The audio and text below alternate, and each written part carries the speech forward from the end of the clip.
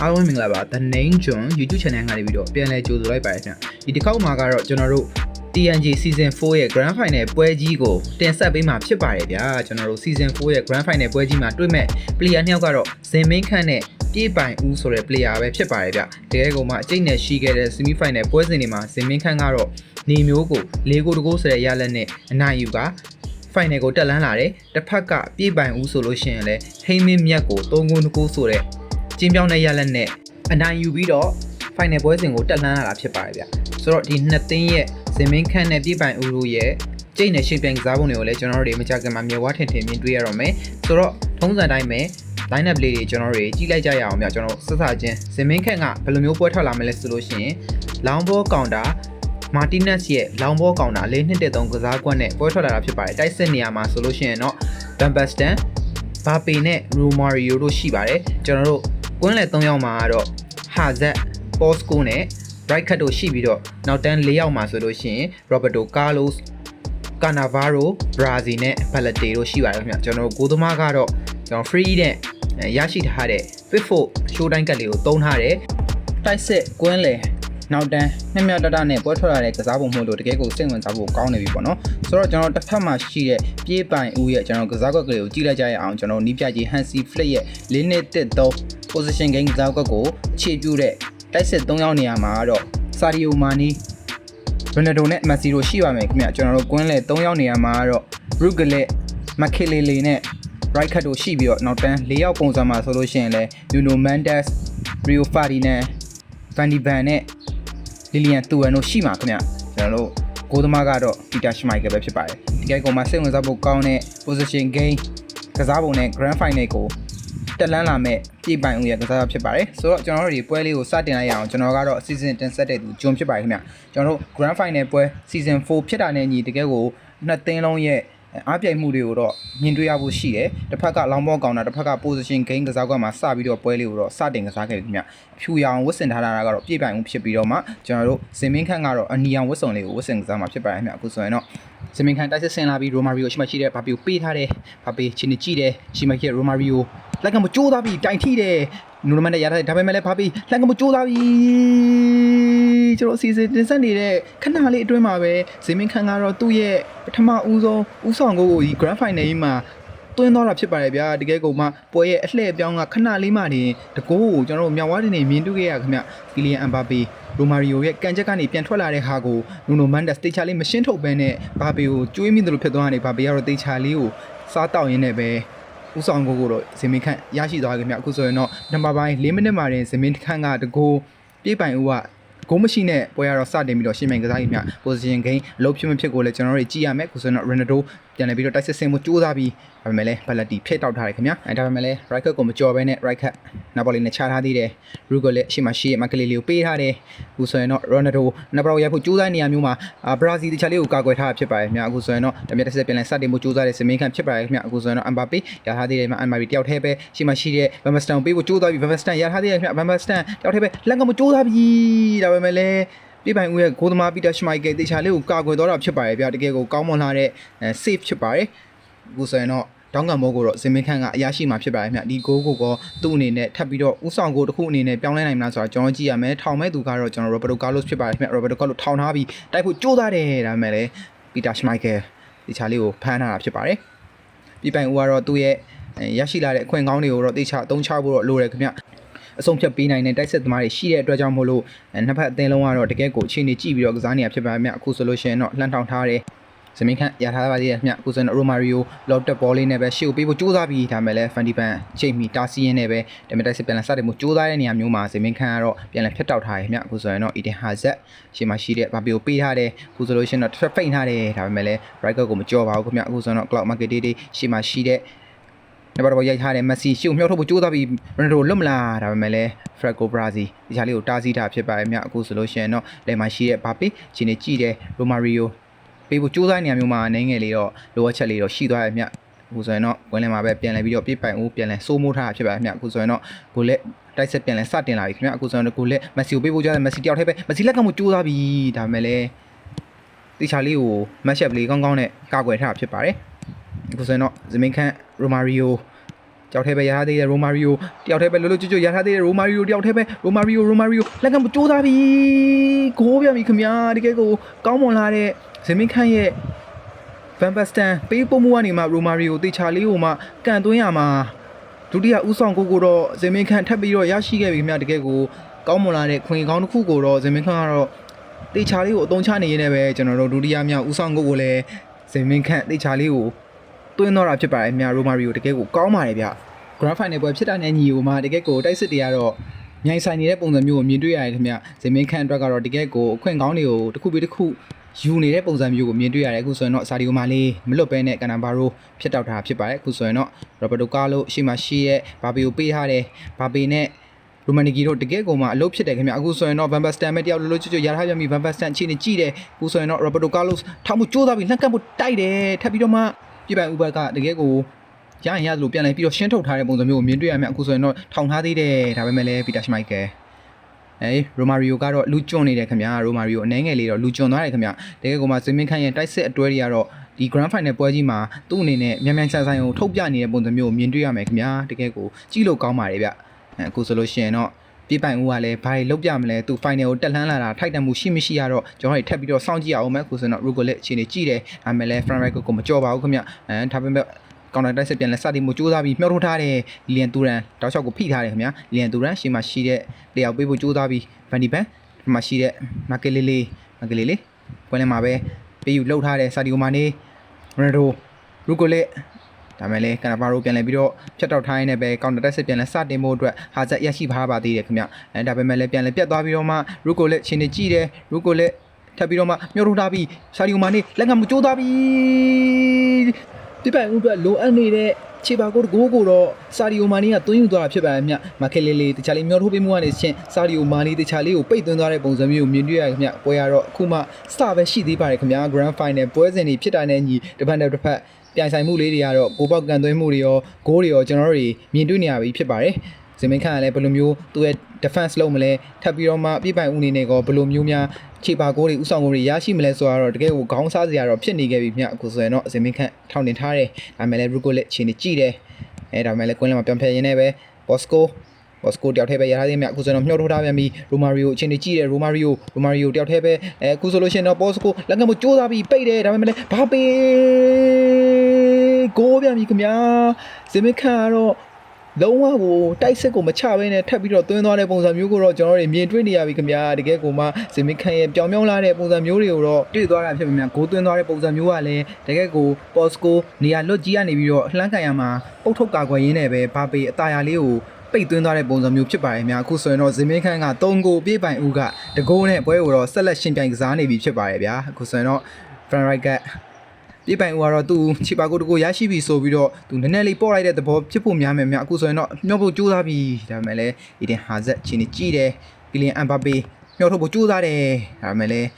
းပြပိုင်ဦးပြန်လဲပြီးတော့တားဆီးထားဖြစ်ပါတယ် front right ခွချင်းကြီးရှိတယ်စာရီယိုမာနေတယောက်ထဲပဲစာရီယိုမာနေရန်ဒိုလှမ်းကပ်မှုကြိုးစားပြီရရင်ရတယ်လို့ကန်တဲ့ပုံစံမျိုးမှာဂိုးပေါင်းနေတော့တဲ့မှမရှိသွားဘူးခင်ဗျအခုဆိုရင်တော့ဂျော်ဒန်ပစ်ဖို့ဒီချာလေးကိုကန်တင်တယ်ဗျာပွဲလဲမှာကြားတယ်ကိုစံတော့ပြပိုင်ဦးပဲပြန်လိုက်ပြီးတော့အချိန်ကြီးကြည့်ရင်လည်းပဲရူကိုလက်ရပါတယ်ခင်ဗျမက်ဆီကိုပေးရတယ်မက်ဆီစာဒီယိုမာနေဒါပေမဲ့လည်းနှစ်ပေါ်ရိုက်တဲ့နေရာမျိုးမှာအနည်းငယ်တော့လိုအပ်ချက်လေးတော့ရှိနေတဲ့ပြပိုင်ဦးဖြစ်ပါတယ်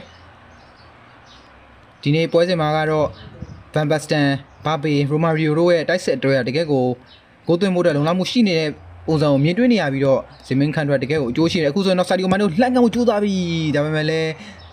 ဇင်မင်းခန့်ရဲ့မှားယွင်းမှုကတစ်ဆင့်ပြပိုင်ဦးတေချာလေးကိုကန်သွင်းမှုကြိုးစားနေရမျိုးမှာကိုသမားတော့ပုတ်သွားတာဖြစ်ပါတယ်မြအခုဆိုရင်တော့ဗန်ဘတ်စတန်မျှောက်ထုတ်ဖို့ကြိုးစားပြီးဗန်ဘတ်စတန်မတယောက်ထဲပဲရထားသေးတယ်ဗန်ဘတ်စတန်ချင်းနေကြည့်တယ်ဗန်ဘတ်စတန်ပဲတယောက်ထဲပဲလက်ကမကြိုးစားပြီးဒါပေမဲ့လည်းအသင်းစာနဲ့ပဲဂိုးပေါက်တဲ့ကိုကတ်လွဲသွားတာဖြစ်ပါတယ်မြဗန်ဘတ်စတန်တကူတော့ခြေစွမ်းနဲ့ပဲဖောက်ထွက်ရင်းနဲ့လှမ်းကန်တဲ့ရံမျိုးမှာဂိုးဖြစ်တော့မပြောင်းလဲနိုင်ဘူးခင်ဗျဇင်မင်းခန့်ရဲ့ထပ်ပြီးတော့မြင်တွေ့ခဲ့ရတဲ့တိုက်စစ်အထက်တစ်မျိုးဖြစ်ပါတယ်တကယ်ကိုမှလောင်မောကောင်တာမြင်မစံစံကစားကွက်မှာအသားကျနေတဲ့ဇင်မင်းခန့်အဖို့တော့တကယ်ကိုခုဆိုရင်တော့ထပ်ပြီးတော့ပဲရလာပြန်ပြီးဘာပေတယောက်ထဲပဲချင်းနေသေးတယ်ဘာပေလက်ကမကြိုးစားပြီးဒါမဲ့လည်း Rio Ferdinand နဲ့မကြော်ပါဘူးခင်ဗျာခုဆိုရင်တော့ပထမပိုင်းပွဲစားချိန်45မိနစ်ပြည့်လို့နာကျင်ချိန်ပို2မိနစ်ထဲကိုရောက်ရှိနေပြီခင်ဗျအခုဆိုရင်တော့ပြပိုင်ဦးပဲချင်းနေကြည့်တယ်ဒါမဲ့လည်းပြဖို့ပြန်လဲပြီးတော့ကန်တင်ထိုင်းနေပဲ ဘောလုံးကတော့ရရှိထားသေးတယ်။ Eden Hazard ချင်းနေကြည့်တယ်နောက်ဆုံး attempt တစ်ခုမှတော့တကယ်အဆင်ပြေဦးမလား Eden Hazard ပဲကိုဆိုရင်တော့ Roberto Carlos ချင်းနေကြည့်တယ် Roberto Carlos လှမ်းထားမှုကြိုးစားပြီးလှမ်းနိုင်မှုကြိုးစားတယ်ဒါမှလည်းပြပိုင်မှုတခြားလေးကိုရှင်းထုတ်ခါပထမပိုင်းကတော့ကျွန်တော်တို့တွေပွဲကတော့ပြီးသွားခဲ့ပြီခင်ဗျအခုပထမပိုင်းပြီးဆုံးချိန်မှာတော့ဇင်မင်းခန့်က3ဂိုးပြပိုင်ဦးကတော့တကိုးဖြစ်ပါတယ်ဗျာတကယ်ကိုပထမပိုင်းပွဲစားချိန်မှာပဲဂိုးပေါက်တွေကိုတစ်ဖက်တစ်ဖက်အပြန်လန်ရှာတွေ့ထားတဲ့ Grand Final ပွဲကတော့တကယ်ကိုကြည့်လို့ဖို့အရန်လေးဟိုပါစိတ်ဝင်စားဖို့တော့ကောင်းနေပြီဒီပွဲမှာဘယ်သူကနိုင်မလဲဆိုတာတော့2ဂိုးအကွာမျိုးမှာတော့တိတ်ပြီးတော့ဆုံးဖြတ်လို့တော့မရသေးဘူးဆိုတော့ဒုတိယပိုင်းကိုကျွန်တော်တို့ပြန်လည်ပြီးတော့စောင့်ကြည့်ရမယ်ခင်ဗျခုဆိုရင်တော့ဒုတိယပိုင်းပြန်လည်စတင်ကစားချိန်မှာပဲပြပိုင်ဦးအနေနဲ့တခြားလေးကိုတိုက်စစ်ဆင်မရမယ်ခင်ဗျာဟိုဆိုရင်တော့ရူကလက်ရှေ့ပေးဖို့ကြိုးစားတယ်မက်ဆီတဲ့ရထားသေးတယ်ချင်းကြည့်တယ်ဒါမဲ့လည်းကနာဘာရိုပြန်လည်ပြီးတော့ရှင်းတုတ်ထားတဲ့ပုံစံမျိုးမြင်တွေ့ရမယ်ခင်ဗျာဟိုဆိုရင်တော့တခြားတိမြန်ပေးလေးနဲ့ပဲပေါ်စကိုရှေ့မှာရှိတဲ့ရိုမာရီယိုပေးဖို့ကြိုးစားပြီးရိုမာရီယိုတယောက်တည်းပဲရိုမာရီယိုဒါပေမဲ့လည်းနူနိုမန်ဒက်စလိုက်တက်ကလင်ကောင်းစွာပြုတ်လို့ရင်းနဲ့ပဲသူဂိုးပေးရမယ့်အနေအထားကိုတော့ကာကွယ်သွားရဖြစ်ပါတယ်မြအခုဆိုတော့စာဒီယိုမာနဲ့ပြန်လည်ပြီးတိုက်စစ်ပြန်လည်စတင်လာပြန်ပြီးရူကလက်ဒါမဲ့လည်းနဲငယ်လေးတော့ရှိန်နေလွန်နေရတယ်မြာထပ်ပြီးတော့မှဘာပေးချင်းနေကြည့်တယ်ပေါ်စကိုထပ်ပြီးတော့ပဲမြှောက်ထိုးထားပြန်ပြီးအမ်ဘာပေတယောက်တည်းပဲရထားသေးတယ်အမ်ဘာပေလမ်းကကိုကြိုးစားပြီးဒါပေမဲ့လည်းလီလီယန်တူရန်တခြားလေးကိုဖြတ်တောက်ရှင်းထုတ်နေတဲ့ပုံစံမျိုးကိုတော့မြင်တွေ့ရခင်ဗျာပေါ်စကိုရဲ့ဘောလုံးခင်းမှုလမ်းကြောင်းတွေကလည်းတကယ်ကိုကောင်းမွန်လာသလိုကန်သွင်းမှုပုံစံတွေကလည်းတကယ်ကိုမှအဆင်ပြေတယ်ဗျဒါပေမဲ့လည်းတစ်ဖက်ဂိုးသမားကတော့လက်စွမ်းနေပြထားတဲ့အတွက်ကြောင့်မို့လို့ဂိုးဖြစ်နေတဲ့ဇင်မင်းခန့်ကတော့ထပ်ပြီးတော့မရရှိသေးဘူးခင်ဗျအခုဆိုရင်တော့ပွဲစားချိန်ကတော့53မိနစ်ကိုရောက်ရှိနေပြီဖြစ်ပါတယ်အခုဆိုရင်တော့ပြပိုင်ဦးဘောလုံးကွင်းလမ်းမှာပဲကင်ထားတယ်ခင်ဗျစာဒီယိုမာနီရှင်နေကြည့်တယ်ဒါမဲ့လည်းဘလက်တီအတင်းဝင်အတင်းဖြတ်ပုံစံနေနဲ့စော့နေတဲ့ဇင်မင်းခန့်ကိုတော့ position gain ကစားပုံမှာတကယ်ကိုအနှဲငယ်ထိမ့်သိမ့်မှုတော့ခက်နေပြီခုဆိုရင်လက်ကနေဖို့ကြိုးစားပြန်ပြီထပ်ပြီးတော့မှဗန်ဒီဗန်တခြားလေးကိုထပ်ပြီးတော့ရှင်းထုတ်ထားတဲ့ပုံစံမျိုးကိုတော့မြင်တွေ့နေရရင်မြအခုဆိုရင်တော့ဘလက်တီတစ်ဖက်ကိုဝင်ချိန်ထားတယ်ထပ်ပြီးတော့ Eden Hazard ထပ်ပြီးတော့လက်ကမ်းဖို့ကြိုးစားပြီအခုဆိုရင်တော့ဘာပေးလာသေးတယ်ဘာပေးတယောက်ထပ်ပဲအချင်းနေကြည့်တယ်တပတ်တက်နဲ့လက်ကမ်းဖို့ကြိုးစားပြန်ပြီဇင်မင်းခန့်ရဲ့တပတ်တက်ရှန် finishing တပေါက်ကိုလည်းမြင်တွေ့ရမှာဖြစ်ပါတယ်ခင်ဗျတကယ်ကို individual skill အသာစီးနဲ့ကစားနေတဲ့ပုံစံမျိုးတွေမှာဒီပိုင်ဦးဘယ်လိုမျိုးကောင်တာပြန်ထောက်မလဲဆိုတာတော့စိတ်ဝင်စားဖို့တော့ကောင်းနေကြပြီခင်ဗျာကျွန်တော်တို့ဒုတိယပိုင်းမှာတော့လူစားလဲမှုပုံစံတွေကိုလည်းကျွန်တော်တို့တွေဆက်ပြီးတော့မြင်တွေ့ရမယ်ခင်ဗျဒုတိယပိုင်းပုံစံမှာဇင်မင်းခန့်အနေနဲ့တိုက်စစ်အဟုန်ကိုထပ်မြင့်မှုစူးစမ်းမလားသူခံစစ်ကိုပဲလုံအောင်လုပ်မလားဆိုတာတော့တကယ်ကိုကျွန်တော်တို့အနီးပြူဟာပိုင်းဆိုင်ရာကြည့်ရမယ်ခင်ဗျာကျွန်တော်တို့ကြည့်ရတဲ့ပုံစံမှာတော့အင်ဇာဂီဝင်လာဖို့ရှိမယ်ခင်ဗျထပ်ပြီးတော့နောက်တန်းမှာလည်းပုံစံမျိုးစုံပြင်မှုစူးစမ်းနေတဲ့ Costa Curta right back position မှာကစားဖို့ရှိပါမယ်ကျွန်တော်ပြပိုင်ဦးကတော့ဘယ်လိုမျိုးကစားပုံစံအနေနဲ့ခင်းချင်းမလဲဆိုတာတော့ကျွန်တော်တို့စိတ်ဝင်စားဖို့တော့ထပ်ပြီးတော့ကောင်းနေခဲ့ပြီplayer တွေကျွန်တော်တို့ဒီလိုမျိုးလူစားလဲနေတဲ့ပုံစံမျိုးအချိန်မျိုးမှာကျွန်တော်တို့ပြိုင်ပွဲလေးတွေဗာဒီကန်ကျင်တဲ့ brother တို့အတွက်လည်းseason လေးရှိရမြပြိုင်ပွဲတွေကတ်မဲ့ဆိုရင်ကျွန်တော်တို့ Telegram မှာကျွန်တော်ကို John X searching ဆိုတဲ့ဟာလေးကိုရိုက်ရှာပြီးတော့ဗောနော်ကျွန်တော်စီရင်သွင်းလို့ရတယ်ခင်ဗျကျွန်တော်ပွဲတွေအများကြီးလုပ်ဖို့လည်းရှိတယ်ဆိုတော့ကျွန်တော်တို့ဒီပွဲလေးကိုဆက်ပြီးတော့ကြည့်လိုက်ကြရအောင်ပွဲရချိန်ကတော့ကျွန်တော်တို့မိနစ်60ဝန်းကျင်ကိုတော့ရောက်ရှိနေပါပြီ။ဘောလုံးကမာဒီနီဒီဘက်မှာရှိတဲ့ player ကိုဖြန့်ထားတယ်ဒါမဲ့လည်းလီယိုနယ်မက်ဆီဒါမဲ့လည်းလူပေးမှားတယ်ရှက်ကီဒီဘက်မှာရှိတဲ့ player ပေးဖို့ကြိုးစားတယ်ဘရဒိုမြှုပ်ထိုးထားပြန်ပြီမြရာဖင်ညာတယောက်တည်းပဲရာဖင်ညာလှမ်းထောင်ထားတယ်လှမ်းတိုက်ပြီဒါပေမဲ့လည်းအိုစီမန်ထပ်ပြီးတော့မှဒဘယ်စေးကိုလှုပ်သွားတာဖြစ်ပါတယ်ခင်ဗျာအိုစီမန်လှက်ကပြန်ပြီ triple save ပါခင်ဗျာတကယ်ကိုမှကောင်းမွန်လာတဲ့ပစ်ဖို့မြင်တွေ့နေရတဲ့ပုံစံတွေဖြစ်ပါတယ်ဗျာတကယ်ကိုကျွန်တော်တို့မှနည်းနည်းမျက်လုံးလေးပြူးသွားတယ်ခင်ဗျာဒီလိုမျိုး3စင်းကာကွယ်ဖို့စားဒီလို grand final ပွဲစဉ်နဲ့တိုက်ဆိုင်မှုရှိမှသာလျှင်ကာကွယ်မှုရာမျိုးဖြစ်ပါတယ်ခင်ဗျာဆိုတော့ခုဆိုလို့ရှိရင်တောင်းကန်မို့ကို Ryan Chucky ကန်ပါမယ်ဗျာRyan Chucky ရှိမရှိပြရလို့ချင်းနေကြည့်တယ်ပြလို့လှမ်းထားမှုကြိုးစားပြီးဗစ်တာအိုစီမန်ကိုပေးဖို့ကြိုးစားနေရမျိုးမှာအနေငယ်လေးတော့ပစ်ဖို့ကဂျာဖြတ်ပြီးတော့ယူသွားတာဖြစ်ပါတယ်ပြရလို့လူစားလဲမှုပုံစံတွေမြင်တွေ့ရတဲ့အနေထားမျိုးမှာတော့ပြပိုင်ဦးတခြားလေးကို advantages ယူမယ်ဆိုလို့ရှိရင်ဂိုးဖြစ်ပြောင်းလဲနေတဲ့ဂိုးတွေအများကြီးကိုမြင်တွေ့ရမှာဖြစ်မှာအခုဆိုလို့ရှိရင်တော့ဇင်မင်းခန့်အနေငယ်လေးလူပေးမှားတယ်ရိုနယ်ဒိုရှိမရှိတဲ့ Rafinha ကိုပေးဖို့ကြိုးစားတယ် Rafinha ဒါမဲ့လည်း Franco Brazziပြန်လဲပြီးတော့ရှင်းထုတ်ထားရင်းနဲ့ပဲကောင်တာတိုက်ဆက်ပြန်လဲစတင်မှုစူးစမ်းပြီးအခုဆိုရင်တော့ရိုမာရီယိုမျှော်ထိုးထားပြန်ပြီးရိုမာရီယိုမရပါဘူးခင်ဗျာနူနိုမန်ဒက်စ်တေချာလေးကိုကာကွယ်ထားဖြစ်ပါတယ်အခုဆိုရင်တော့ပီယာလိုမာကီလေးရှာကီဒါမဲ့လဲကွင်းလဲမှာပဲရိုမာရီယိုဘာပေနဲ့ဘာပေနဲ့ချင်းနေကြည့်တယ်အခုဆိုရင်တော့ရိုမာရီယိုပဲထပ်ပြီးတော့ရထားပြန်ပြီးရိုမာရီယိုတောက်ထဲပဲလက်ကမှုစူးစမ်းပြီးပီတာချမိုက်ကယ်လောင်းရန့်ကာလာလေးကိုတာယာလေးဖမ်းသွားတဲ့ပုံစံမျိုးကိုမြင်တွေ့ရမယ်ခင်ဗျာ ပြပိုင်ဦးပြန်လဲတိုက်စစ်စင်မှုကြိုးစားနေတဲ့ဟာမျိုးတွေမှာကွင်းလဲမှာပဲအပြက်တွေများနေနေဇမင်းခန့်ကတော့ကောင်တာတိုက်စစ်တွေပြန်လဲပြီးတော့စားတောင်းရင်းနဲ့ကိုစံတော့ထပ်ပြီးတော့အင်ဇာကီချင်းနေကြည့်တယ်အင်ဇာကီလက်ကမကြိုးစားတဲ့နေရာဖြုံးမှာနေငယ်တော့ဖြတ်တောက်ထားဖြစ်ပါတယ်ကိုစံတော့ပေါ်စကိုရထားသေးတယ်မက်ဆီရှေ့မှာရှိတဲ့ player ပေးဖို့ကြိုးစားပြီးကိုစံတော့အင်ဇာကီလက်ကမကြိုးစားပြီးတိုင်ထိထွက်တယ်ခင်ဗျာတိုင်ထိပါတယ်ကိုစံတော့မက်ဆီပဲဒါပေမဲ့လည်းပွဲရမပြီးသေးဘူးတပက်တက်နဲ့တိုင်မှုကြိုးစားတယ်ဒါပေမဲ့လည်းကျွန်တော်အစဉ်တင်ဆက်နေတဲ့ပုံစံမျိုးမှာပဲတစ်ဖက်တိုက်စစ်တွေကတော့မြိုင်ဆိုင်မှုပုံစံတွေကိုတော့မြင်ရဒါပေမဲ့လူပေးမှလို့မရဘူးဆိုတော့ before ကန်ဒီထားဖြစ်ပါတယ်ပွဲစားချိန်86မိနစ်ကိုရောက်ရှိနေတဲ့ပုံစံမျိုးတွေမှာတစ်ဖက်နဲ့တစ်ဖက်ထားမထားတော့ဘဲနဲ့တူတွင်းကိုတင်ပုံစံတွေကတော့မြင်တွေ့နေရပြီခင်ဗျဒီလိုမျိုးချိန်မှာတွင်းမှာပဲနှစ်ဖက်လုံးကလည်းတကယ်ကိုကောင်းမွန်လာတဲ့ရလက်ကောင်းတွေကိုတော့ပိုင်ဆိုင်မှာဖြစ်ပါတယ်အခုဆိုရင်တော့မက်ဆီကောင်တာတိုက်စစ်ပြန်လဲစတင်မှုကြိုးစားပြီးတစ်ဖက်မှာရှိတဲ့အင်ဇာကီပေါ်စကိုမြောက်ထိုးထားတဲ့ပေါ်စကိုအခြေအနေကြည့်ရဲ့ပေါ်စကိုပဲနူနိုမန်ဒက်စ်ကိုမကြောက်ဘူးခင်ဗျမိပိုင်ဦးရဲ့နူနိုမန်ဒက်စ်တခြားလေးဒီပွဲမှာrating ကောင်းတယ်ပေါ့နော်ဒါပေမဲ့လည်းအခုဆိုရင်တော့ထပ်ပြီးတော့တိုက်စစ်မှုစူးစမ်းပြီးဇမင်းခန့်နောက်တန်းကောင်းပါတယ်များအခုဆိုရင်တော့မက်ဆီအခြေအနေကြည့်တယ်မက်ဆီလူစားဝင်ရတဲ့မက်ဆီရောဘယ်လိုမျိုးလုပ်ပြမလဲဆိုတော့ကျွန်တော်တို့စိတ်ဝင်စားဖို့တော့ကောင်းနေပြီထပ်ပြီးတော့ကြည့်ရမယ်အင်ဇာကီအခြေအနေကြည့်တယ်အင်ဇာကီလက်ကမှုစူးစမ်းဖို့လုပ်တဲ့ချိန်မှာဗန်ဒီဗန်ဖြစ်လက်တားဆီးထားတဲ့ပုံစံမျိုးကိုမြင်တွေ့ရတယ်များဒီမှာတစ်ဖက်လက်စစ်စင်မှုမြန်ဆန်မှုတွေကြောင့်ကျွန်တော်ရဲ့အစီအစဉ်တက်ဆက်နေတဲ့ပုံစံမျိုးမှာလည်းအနေငယ်လေးမှားယွင်းမှုရှိသွားရင်ပြည်သက်တွေကိုတောင်းပန်နေဆိုတဲ့အကြောင်းပြောရင်းနဲ့ပဲထပ်ပြီးတော့ကြည့်ကြရအောင်အခုဆိုလို့ရှိရင်တော့လူပိတ်မှားတဲ့အင်ဇာကီအချိန်ကြီးရဲ့လက်ကမှုကြိုးစားပြီးအင်ဇာကီနှစ်ခါထက်မနေရတဲ့ခွင့်ရေးတွေကိုကိုဖြစ်တော့ပြောင်းလဲနိုင်ခြင်းမရှိသေးဘူးခင်ဗျအခုဆိုရင်တော့အချိန်ကြီးတယ်နူနိုမန်ဒက်စ်နဲ့ရှင်ပြိုင်နေတဲ့ player တွေချင်းမှာမရပါဘူးခင်ဗျဟိုဆိုရင်တော့ထပ်ပြီးတော့မှဗီတာအိုစီမန်နောက်ပေါ်လေးနဲ့ချထားတယ်ထပ်ပြီးတော့မှရထားပြန်ပြီးဗီတာအိုစီမန်ပေးဖို့ကြိုးစားတဲ့နေရာမျိုးမှာဘရိုင်ချာကီထက်လက်ရရှိထားသေးတယ်မှာရာဖင်ညာရထားသေးတယ်ရာဖင်ညာအချင်းကြီးကြည့်တယ်ရာဖင်ညာဖိတ်မှုကြိုးစားတယ်ရောဘတ်တိုကာလိုစ်ရဲ့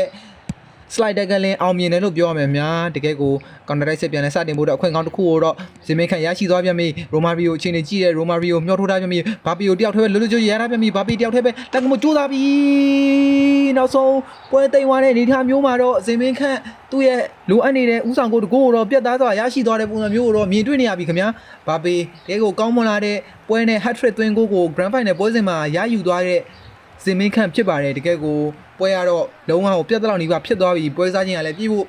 တကယ်ကိုပြေးလူနီးပါဖြစ်သွားပြီခင်ဗျာတကယ်ကိုကောင်းမွန်လာတဲ့ဇင်မင်းခန့်ရဲ့ကောင်တာတိုက်စစ်ကိုမြင်တွေ့ရတဲ့အနေအထားမျိုးဖြစ်ပါတယ်တကယ်ကိုမှစိတ်ဝင်စားဖို့ကောင်းတဲ့ကိုပေါင်းများတဲ့ပွဲမှာရိုမာရီယိုနဲ့ဘာပီရဲ့အတွဲဖက်ကတကယ်ကြီးကို effective ဖြစ်လွန်းတယ်ခင်ဗျာဘာပီတကယ်ကိုအပြင်းကန်သွင်းတဲ့ပုံစံမျိုးဖြစ်ပါတယ်ခုဆိုရင်တော့ဒိုင်လူကြီးကလည်းပွဲပြီးဖို့အတွက်ကိုဝေစီမုတ်ဖို့ကြိုးစားနေပြီခင်ဗျခုဆိုရင်တော့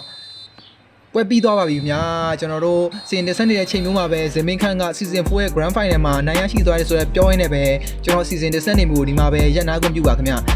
အားလုံးပဲမင်္ဂလာရှိတဲ့နေ့လေးပါခင်ဗျာ